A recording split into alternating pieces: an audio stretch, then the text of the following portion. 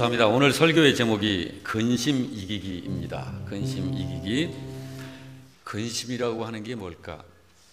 우리가 근심을 이기면서 근심을 이기고 세상을 살아야 합니다. 근심을 이기시기를 주의 이름으로 축원합니다. 근심을 이기는 복이 여러분에게 충만하시기를 주의 이름으로 축원합니다. 근심은 속을 태우는 마음의 상태를 근심이라고 그러죠. 그래서 속이 타서 기분이 상하고 상처가 되고, 그래서 마음이 우울한 상태, 이런 상태에 있는 것을 근심이라고 그럽니다. 근심 없이 살고 싶어요. 근심 없이 살고 싶은데 근심거리가 그치지를 않죠. 근심 없는 세상이 어딜까? 그래서 어느 분은 이렇게까지 이야기를 했습니다. 이 세상에서는 근심 없는 곳이 없다. 근데 한 군데 있다. 공동묘지에 가면 근심이 없다. 그렇게까지 이야기를 하는 분이 있습니다. 그렇습니다. 근심 없이 살고 싶은 마음은 있지만 근심거리가 끝이지 않는 것이 이 세상입니다. 여러분은 지금 무슨 근심을 하고 계신가요? 지금도 근심하고 계실 거예요. 사람은 근심을 싫어하죠. 왜 그러냐면 근심은 우리들을 힘들게 해요. 너무 힘들게 해요. 행복하고 싶지만 행복을 멀리 날려버리는 것이 근심입니다. 성경에서는 이 근심거리들로 인해서 우리가 번뇌하게 되고 우리의 몸의 건강을 해치게 된다고 그렇게 이야기하고 있습니다. 잠언 17장 22절 말씀에 보니까 마음의 즐거움은 양약이 되지만 심령의 근심은 뼈를 마르게 하느니라. 우리들의 마음이 근심에 시달리게 되면 우리 건강까지 해쳐요. 그래서 이 근심 문제를 오늘 생각해 보고 싶은데요. 자, 근심, 이거 좋은 건가요? 나쁜 건가요? 근심, 좋은 걸까? 나쁜 걸까? 우선 근심을 다 싫어하는 걸 보니까 근심은 나쁜 것 같아요. 그런데 이 근심이 좋은 것이냐 좋지 않은 것이냐를 보기 전에 먼저 우리가 전제하고 나가야 할 것이 있습니다. 근심 없는 사람이 없다는 거예요. 저도 근심을 하고 여러분도 근심을 합니다. 이 세상을 사는 모든 사람들은 다 근심하면서 살아가요. 성경을 통해서 보니까 예수님께서 그토록 사랑하셨던 12 제자들도 근심하면서 살았어요. 마태복음 26장 22절을 보니까 그들이 몹시 근심하여 각각 여짜오되 주여 나는 아니지요. 예수님의 말씀을 듣고 예수님이 어떤 말씀을 한 말씀 하셨는데 그 말씀을 듣고 근심이 가득 찼어요. 마태복음 17장 23절에도 보니까 예수님께서 내가 죽임을 당하고 제3일에 살아나리라 이 말씀을 하시니까 배란간 또 제자들의 마음에 근심이 가득 차게 됩니다. 이렇게 제자들도 근심을 하면서 살았어요. 성경에 나오는 우리 훌륭한 믿음의 선배님들도 보니까 다 근심하면서 살았어요. 시편 기자를 보게 되면 시편 38편에 보니까 내가 넘어지게 되었고 나의 근심이 항상 내 앞에 있다고 그렇게 고백하고 있습니다. 시편 25편에도 보니까 내 마음에 근심이 많다고 그렇게 시편 기자는 고백을 합니다. 예수님을 낳으신 예수님의 부모님들, 이분들도 보게 되니까 누가복음 2장을 보니까 그의 부모가 보고 놀라며 그의 어머니는 이르되 아이야 어찌하여 우리에게 이렇게 하였느냐 보라 내 아버지와 내가 근심하여 너를 찾았다. 이 근심을 하셔요. 사도 중에 사도이고 참 너무너무 훌륭한 경건한 우리 사도 바울, 이분은 어떠실까? 이분의 삶을 또 살펴보니까 로마서 9장에 보니까 내가 그리스도 안에서 참말을 하고 거짓말을 아니하노라.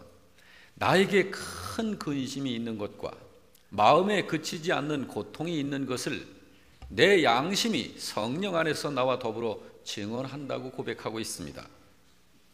사도 바울도. 자, 그래서 생각을 한번 해봅니다. 하나님도 근심하실까? 하나님, 성경을 보니까 창세기 6장 6절을 보니까 하나님도 근심을 하셨어요. 땅 위에 사람 지으셨음을 한탄하사 마음에 근심을 하셨다. 하나님께서도. 참 궁금했어요.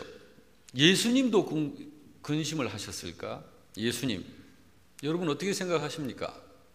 우리의 믿음의 주요, 우리의 구세주가 되시는 예수님, 근심하셨을까요? 근심하셨습니다. 마태복음 13장 29절에 보니까 주인이 이르되 가만두어라, 가라지를 뽑다가 곡식까지 뽑을까 염려하노라 하시면서 당신의 근심이 있음을 그렇게 기록하셨고, 또 마태복음 26장에 보니까 이에 예수께서 제자들과 함께 겟세마네라 하는 곳에 이르러 제자들에게 이르시되 내가 저기 가서 기도할 동안에 너희는 여기 앉아 있으라 하시고 베드로와 세베대의 두 아들을 데리고 가실새 고민하고 슬퍼하사 이에 말씀하시되 내 마음이 매우 고민하여 죽게 되었다. 이 지경이라고 예수님이 말씀하신 것을 볼 수 있습니다. 자, 이렇게 성경을 통해서 보면 근심은 어떤 것을 하든지 근심이 함께 온다는 것을 우리가 알 수 있고, 근심이 누구에게나 있구나, 이거를 우리가 알 수 있습니다. 심지어 즐거운 일에도 근심이 있어요. 웃을 때에도 근심이 있어요. 잠언 14장 13절은 그것을 우리들에게 이야기하고 있습니다. 웃을 때에도 마음에 슬픔이 있고 즐거움의 끝에도 근심이 있느니라. 중요한 것은 이 근심에 대한 여러분과 저의 올바른 이해입니다. 근심을 올바르게 이해해야 해요. 근심을 좋아하든 싫어하든 원하든 원치 않든 간에 사람은 근심거리에 둘러싸여 있을 수밖에 없어요. 그런데 이 근심을 어떻게 대할 것이냐? 이 근심을 대하는 이 태도가 어떠해야 하는가 하는 것은 이 근심에 대한 이해를 우리가 바르게 해야 합니다. 어차피 우리는 근심을 모두가 다 맞닥뜨리고 있어요. 이 근심에 그냥 눌리는 사람도 있을 것이고, 이 근심과 투쟁을 하면서 지쳐있는 사람도 있을 것이고, 근심에 못 이겨서 삶을 포기하는 사람도 있을 것이고, 이 근심거리에 도전하여서 맞서서 지금 싸우고 있는 사람도 있을 것이고, 우리는 어떻게 해야 될까? 오늘은 이 말씀을 통해서 근심에 대한 올바른 이해를 할 수 있게 되기를 바랍니다. 자, 일반적으로 볼 때 우리를 근심하게 하는 것들이 있지요. 좀 몇 가지만 좀 살펴봤으면 좋겠어요. 성경을 보니까 누가복음 18장에 이 말씀을 같이 좀 읽어보십시다. 시작. 그 사람이 큰 부자이므로 이 말씀을 듣고 심히 근심하더라. 자, 이 사람은 근심하고 있어요. 이 사람이 무엇 때문에, 왜 근심을 하는 걸까요? 이 사람이 큰 부자이기 때문에 근심이 되더라라고 했습니다. 그럼 가난하면 근심이 안 될까요? 아닙니다. 가난하면 가난함에 근심이 있어요. 이 사람은 부자이기 때문에 부자로서의 근심을 하고 있는 거예요. 그런데 이 부자가 부자인 것이 기쁘고 즐거울 텐데 왜 근심이 생겼을까요? 말씀을 듣고 근심이 생긴 거예요. 이 말씀을 듣고, 자, 어떤 굉장히 중요한 이야기를 주님으로부터 들었어요. 그런데 그 이야기를 듣고 보니까 자기가 갖고 있는 많은 재물과 연결이 되는 거예요. 그러니까 이 재물 때문에 근심이 됐다는 거예요. 잠언 17장 25절에 보니까 이 말씀도 같이 읽습니다.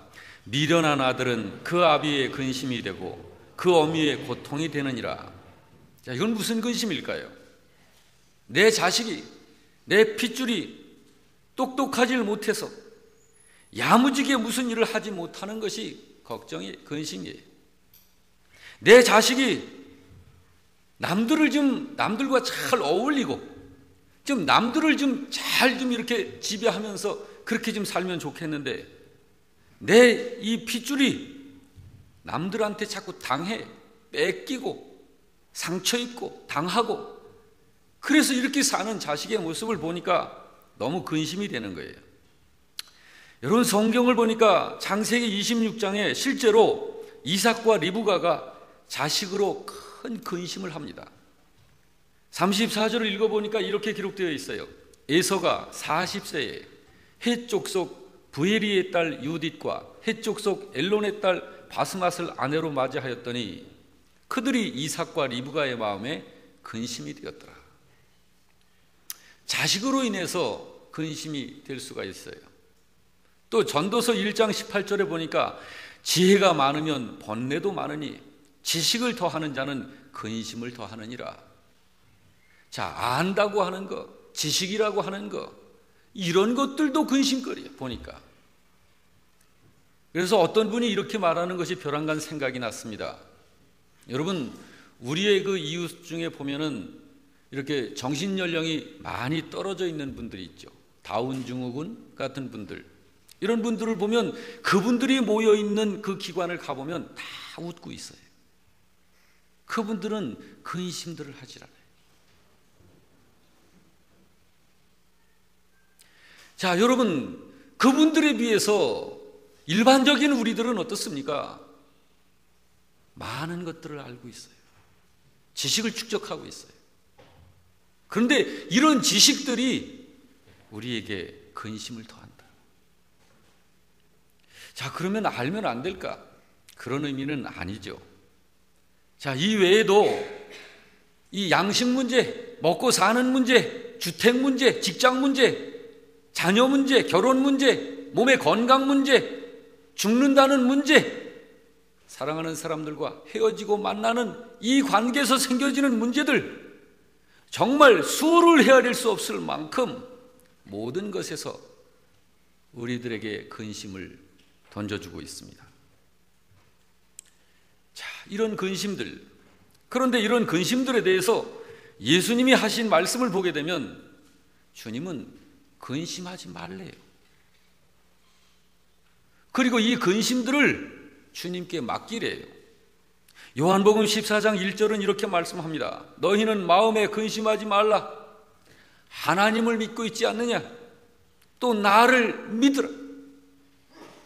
누가복음 12장에서는 이렇게 말씀합니다. 너희는 무엇을 먹을까 무엇을 마실까 하여 구하지 말고 근심하지도 말아라. 그런데 여러분, 이게 돼야지요. 주님은 이렇게 하라고 하는데 이게 되면 얼마나 좋습니까?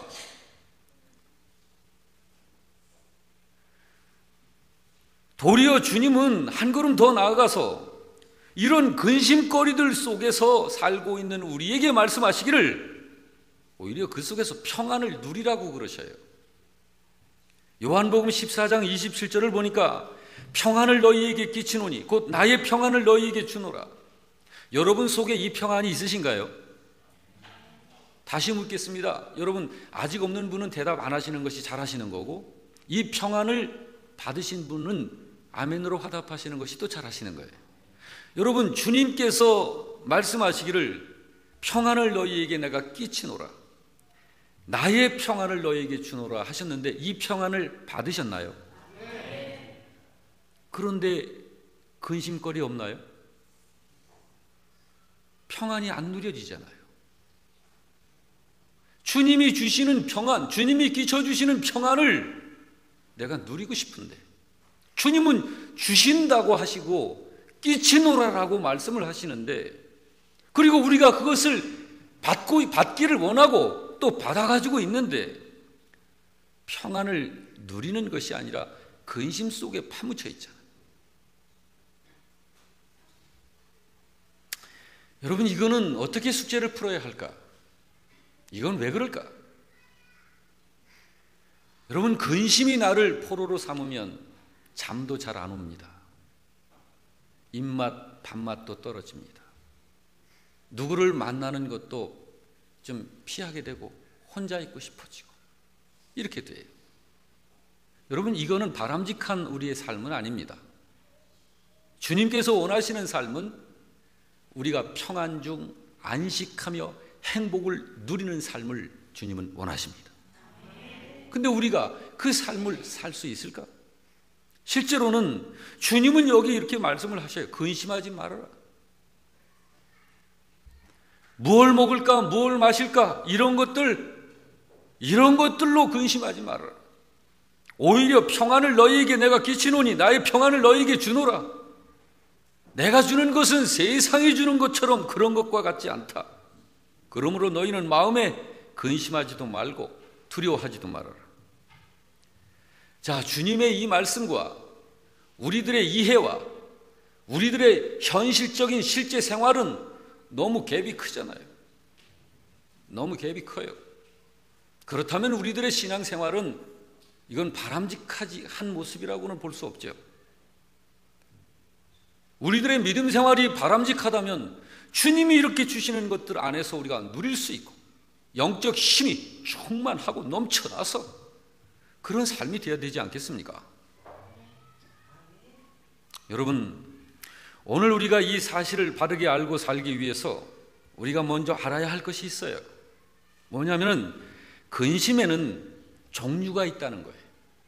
근심에는 두 종류의 근심거리로 나눠집니다. 그래서 고린도 후서 7장 10절을 우리가 함께 볼 필요가 있습니다. 같이 읽겠습니다. 시작. 하나님의 뜻대로 하는 근심은 후회할 것이 없는 구원에 이르게 하는 회개를 이루는 것이요 세상 근심은 사망을 이루는 것이니라. 여러분, 근심은 두 가지가 있어요. 하나님의 뜻대로 하는 근심이 있습니다. 그리고 세상 근심이 있습니다. 이 둘은 아주 다른 거예요. 이거는 근심으로 우리들에게 다 다가오는데 이걸 피할 수 없어요. 근심거리가 오는데 원치 않지만 그걸 맞이하지 않을 수가 없어요. 다 맞이해야 해요. 그런데 이 근심거리가 중에 이 어느 근심거리든지 이 두 가지로 나누어지는데 하나는 하나님의 뜻대로 하는 근심입니다. 이거는 해야 할 근심입니다. 이건 필요한 근심입니다. 이것을 영적인 근심이라고 그럽니다. 그런데 세상 근심이 있어요. 이거는 하지 말아야 할 근심입니다. 이것도 우리들에게 끊임없이 밀려오는데 이거는 우리가 물리쳐야 합니다. 근데 이건 물리치면 물리쳐집니다. 세상 근심, 이건 버려야 할 근심이에요. 이거는 육신적인 근심이라고 할 수 있는 것입니다. 자, 여러분, 우리가 해야 할 근심, 하나님의 뜻대로 하는 근심, 하나님의 뜻을 따라 하는 근심이라고 여기서 말씀하고 있는데 이게 어떤 근심일까요? 이게 뭘까요? 이것은 하나님의 일을 위한 근심입니다. 예수님을 믿는 이 믿음을 위한 근심입니다. 이것은 교회를 위한 근심, 신자들을 위한 근심, 영혼 구원을 위한 근심, 전도를 하기 위한 근심, 이런 근심들입니다. 여러분, 이런 근심이 여러분과 저에게 있어야 합니다. 이런 것을 가지고 근심해야 합니다. 성경에서 근심을 하라고 할 적에는 이런 근심을 하라는 거예요. 그렇지만 세상 근심은 버리라고 말씀합니다. 세상 근심은 하지 말라고 하셔요. 근데 여러분, 과도히 우리는 세상 근심에 묶여 있습니다. 매여 있습니다. 그래서 영적으로 자유함을 누리지 못합니다. 자, 이 세상 근심, 이거는 어떻게 떨쳐버려야 될까? 이건 분명히 끊어버려야 됩니다. 여기에 우리가 묶이면 안 됩니다. 오히려 우리는 하나님의 뜻대로 하는 근심에 매여야 합니다. 사도 바울을 보게 되면요, 로마서 9장 1절에서 3절에 이렇게 말씀하고 있습니다. 같이 읽습니다. 내가 그리스도 안에서 참말을 하고 거짓말을 아니하노라.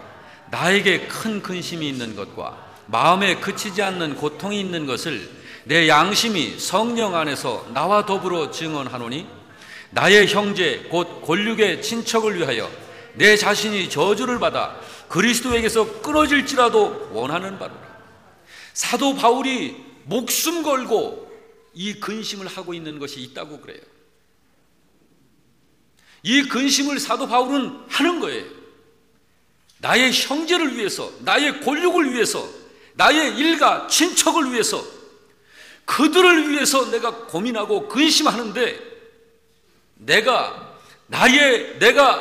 저주를 받아서 예수 그리스도에게로부터 내가 끊침을 당한다 할지라도 나의 권력과 친척과 일가와 형제들을 위해서라는 나는 영적인 근심을 한다는 거예요.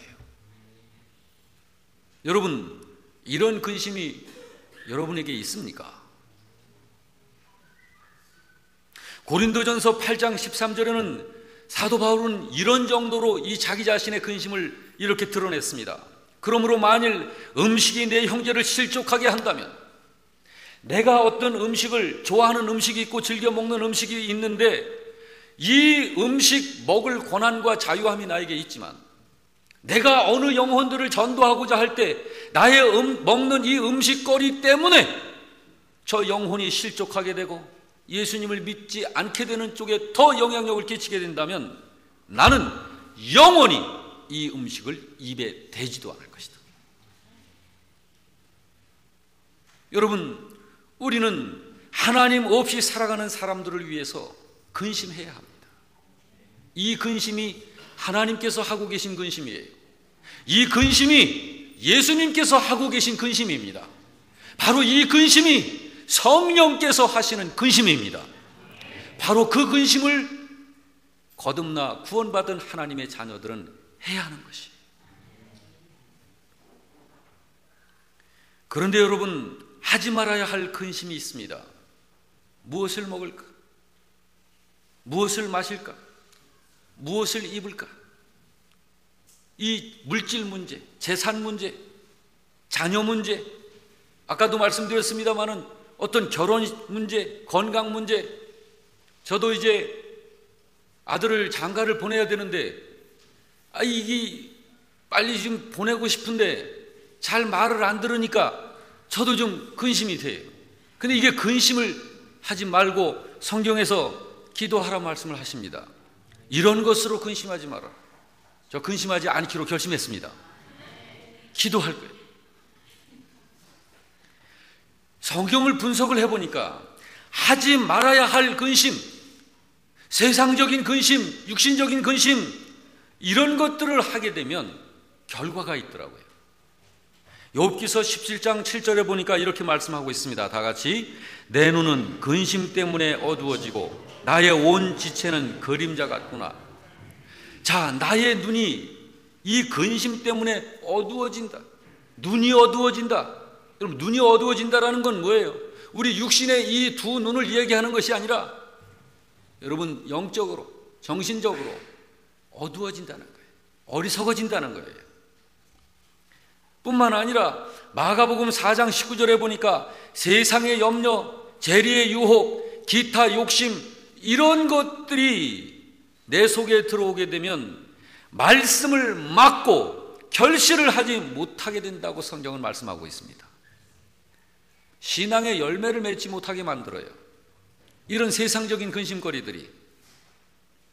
잠언 15장을 보니까 마음의 즐거움은 얼굴을 빛나게 하여도 마음의 근심은 심령을 상하게 하느니라. 마음에 상처를 남기는 것이 세상 근심이 주는 거예요. 히브리서 13장은 또 뭐라고 말씀하고 있습니까? 다 같이 읽습니다. 너희를 인도하는 자들에게 순종하고 복종하라. 그들은 너희 영혼을 위하여 경성하기를 자기들이 청산할 자인 것 같이 하느니라. 그들로 하여금 즐거움으로 이것을 하게 하고 근심으로 하지 말게 하라. 그렇지 않으면 너희에게 유익이 없느니라. 이 세상적 근심, 육신적 근심, 이런 것들은 아무런 유익이 없다. 남겨놓는 것이 아무런 유익이 없다. 이런 걸 세상적인 근심, 하지 말아야 할 근심으로 성경은 분류하고 있습니다. 조금 극단적인 이해입니다마는 나폴레옹을 우리가 상식적으로 잘 알고 있죠. 근데 나폴레옹은 이렇게 물을 때 당신의 일생 중에 가장 무섭다고 여긴 것은 어느 때입니까? 이렇게 물어보니까 나폴레옹이 뭐라고 말을 했을 것 같아요?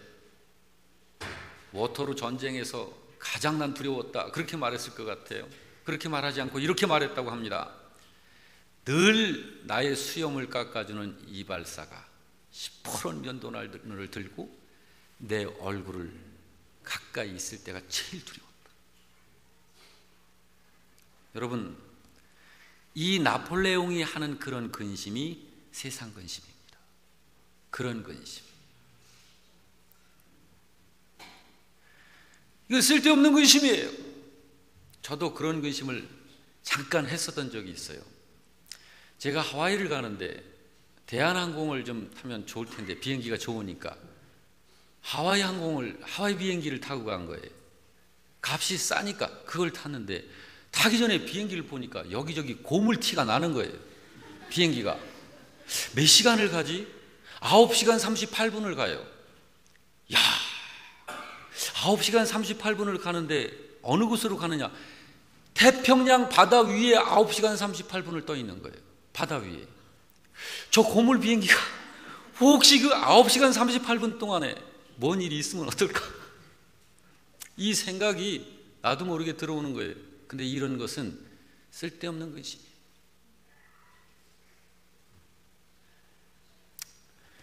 이런 근심은 아무런 유익이 되지 않습니다.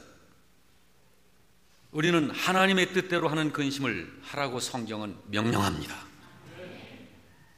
여러분, 하나님의 뜻대로 하는 근심을 일부러라도 하시길 주의 이름으로 축원합니다. 하나님의 뜻대로 하는 근심이라고 하는 것은 어떻게 하면 하나님의 뜻이 이루어지도록 할 수 있을까?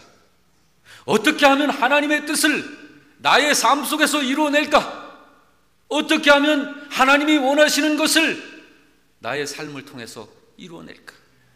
이걸 가지고 근심하는 거예요. 믿음으로 살려고 몸부림치는 그런 성도들에겐 이런 근심이 있습니다. 지난주에 김길복 권사님 오셔서 혼자서 수천 명을 전도를 하신 분이에요. 눈만 뜨면 아무개 아직 예수님 믿지 않고 구원받지 못한, 아직 영생을 받지 못하고 있는 그 영혼 때문에 그냥 엎드려서 기도하면서 그 영혼을 찾아가서 사귀고 사랑하고 섬기고 선물도 갖다 주고 하면서 기회를 찾아서 전도를 해내는 거예요. 자, 여러분, 정말 그렇습니다. 이런 분들에게는 한 영혼이라도 더 예수님 믿고 구원시켜내고자 하는 근심이 있어요. 이런 근심이 있어요. 선지자 사무엘은 하나님을 향한 이 백성들을 향한 하나님의 뜻을 위해서 근심했습니다. 그 사무엘의 마음을 사무엘상 12장 24절에서 우리가 느껴볼 수 있습니다. 같이 한번 읽어보십시다. 너희는 여호와께서 너희를 위하여 행하신 그 큰 일을 생각하여 오직 그를 경외하며 너희의 마음을 다하여 진실이 섬기라. 만일 너희가 여전히 악을 행하면 너희와 너희 왕이 다 멸망하리라. 그래서 그가 이렇게 말을 합니다. 23절도 다 같이, 나는 너희를 위하여 기도하기를 쉬는 죄를 여호와 앞에 결단코 범죄하지 아니하고 선하고 의로운 길로 너희를 가르칠 것이라고 그렇게 말하고 있습니다. 사무엘의 이런 근심, 하나님의 백성들이 믿음의 생활을 잘 하지 못하고 세상에 너무 마음을 많이 뺏기고 그러면서 적당하게 그렇게 신앙생활하는 이런 모습을 보면서 사무엘은 근심하는 거예요. 고민하는 거예요. 사도 바울도 보게 되면 로마서 9장 1절에 이렇게 말씀합니다. 내가 그리스도 안에서 참말을 하고 거짓말을 아니하노라. 나에게 큰 근심이 있는 것과 마음에 그치지 않는 고통이 있는 것을 내 양심이 성령 안에서 나와 더불어 증언한다. 사도 바울은 어떤 근심을 하는 것일까요? 9장 3절에서 이렇게 말씀합니다. 나의 형제들, 나의 골육, 나의 친척을 위해서 내 자신이 저주를 받는다 할지라도, 내가 그리스도에게서 끊어진다 할지라도 내가 원하는 것은 저들이 구원받게 되는 것이라. 우리가 이런 근심을 할 수 있게 되기를 주님의 이름으로 축원합니다. 하나님의 뜻대로 하는 근심이 바로 그런 거예요. 하나님의 뜻대로 하는 이런 근심을 갖고 있으면 긴장감이 있습니다. 어떤 긴장감일까요? 고린도후서 7장 10절 11절을 보면 이렇게 말씀하고 있습니다. 하나님의 뜻대로 하는 근심은 후회할 것이 없는 구원에 이르게 하는 회개를 이루는 것이요 세상 근심은 사망을 이루는 것이니라. 그러면서 보라 말씀합니다. 다 같이 시작. 보라, 하나님의 뜻대로 하게 된 이 근심이 너희로 얼마나 간절하게 하며 얼마나 변증하게 하며 얼마나 분하게 하며 얼마나 두렵게 하며 얼마나 사모하게 하며 얼마나 열심히 있게 하며 얼마나 벌하게 하였는가. 너희가 그 일에 대하여 일체 너희 자신의 깨끗함을 나타내었느니라. 그렇습니다, 여러분. 하나님의 뜻대로 하는 근심을 하면은요 정말 간절해집니다. 간절해져요. 그러므로 여러분, 하나님의 뜻대로 하는 근심을 하는 사람은 그런 중심에서 기도하는 거예요. 기도하지 않을 수가 없어요. 기도하고 찾아갑니다. 전도합니다. 찾아가서 만나는 과정 속에서 어려움이 생깁니다. 어느 때는 문전박대도 당해요. 그렇지만 그런 고난 앞에서 참아냅니다. 인내해요. 그래서 삶 속에서 생산되어지는 여러 가지 근심거리들, 이런 것들을 붙잡고 기도하고 인내하면서 믿음으로 모든 일들을 이루어냅니다. 이것이 하나님의 뜻대로 하는 근심, 믿음으로 살고자 몸부림치는 신자들에게서 나타나는 거예요. 여러분, 우리가 요셉을 잘 알지요. 요셉은 자기에게 생겨진 일들에 대해서 끝까지 인내한 사람입니다. 10명의 형들이 모함을 해서 이 곰을 잡기 위해서 파놓은 함정에 집어 던져버리고, 만약에 그때 노예상들이 지나가지 않았더라면 그 형들은 그냥 갔을 거예요. 그리고 이 함정에 빠진 곰에게 잡혀 먹혔을 것입니다. 그렇지만 노예상들에게 팔림을 받고 애굽으로 팔려가고 보디발의 집에 노예로서 그렇게 팔려가고 또 모함을 받고 감옥에 갇히고, 여러분, 이런 일련의 과정들을 한번 생각해 보시기 바랍니다. 얼마나 형들에 대한 그 심정이 어땠을까? 그런데 요셉은 이렇게 고백을 합니다. 형들을 나중에 만난 후에 당신들이 나를 이곳에 팔았다고 해서 근심하지 마세요. 한탄도 하지 마세요. 하나님이 생명을 구원하시려고 나를 당신들보다 먼저 보내신 것입니다. 자, 여러분, 요셉이 얼마나 괴로웠을까요? 그 하루하루의 삶이 얼마나 곤고했을까요? 얼마나 힘들었을까요? 맞습니다. 힘들었습니다. 곤고했습니다. 그렇지만 요셉의 그 마음속의 상처와 근심은 나를 왜 이 지경으로 만들어 놨을까 하는 형들에게 있었던 것이 아니라 요셉의 근심은 따로 있었어요. 자기를 통해서, 자기를 이곳에 먼저 보내신 분이 형들이 아니라 하나님이시라는 사실을 아는 거예요. 하나님께서 나를 애굽으로 먼저 보내실 때 나의 10명의 형들의 손길을 통해서 보내셨다는 것을 요셉은 생각하는 거예요. 그러면서 주님을 바라보면서 하나님께서 이 일을 행하시는 주님의 뜻과 계획이 온전히 자기의 삶을 통해서 온전히 이루어져서 많은 하나님의 백성들이 주님 앞에 돌아오기를 원하는 그 근심을 했던 거예요. 이것이 요셉입니다. 여러분, 저는 우리 교회 성도 여러분에게 바로 이런 믿음이 있다고 생각합니다. 여러분이요, 우리에게 이런 믿음이 있는 것이 복입니다. 이런 믿음이라야 비로소 하나님의 뜻대로 하는 근심을 하게 되는 거예요. 여러분, 생각해 보세요. 하지 말아야 할 것, 쓸데없는 것을 가지고 인생을 투자하고 시간을 낭비하고 인생을 허비시키는 그런 삶을 산다면 어리석은 사람 아니겠습니까? 그러나 여러분, 마땅히 씨름하고 싸워야 하고 우리가 해야 할 그런 근심거리를 가지고 근심한다면 철든 사람 아니겠어요? 영적으로 우리 언약교회가 그렇게 가자는 거예요. 이 시간에 이 자리에서 하나님께 예배드리는 저와 여러분은 모든 것에서 하나님의 뜻대로 하는 그런 근심의 사람들이 되시길 주 이름으로 축원합니다. 그러므로 여러분, 하나님의 뜻대로 하는 근심은 하나님 나라를 위한 근심입니다. 하나님의 일을 위한 근심입니다. 하나님께서 이 땅 가운데 주님의 센터로 세우신 하나님의 교회를 위한 근심이고 전도를 위한 근심입니다. 어떻게 하면 하나님의 뜻을 이루어낼 수 있을까? 어떻게 하면 하나님의 영광을 드러낼 수 있을까? 어떻게 하면 한 영혼이라도 더 구원해내고자 할 수 있을까?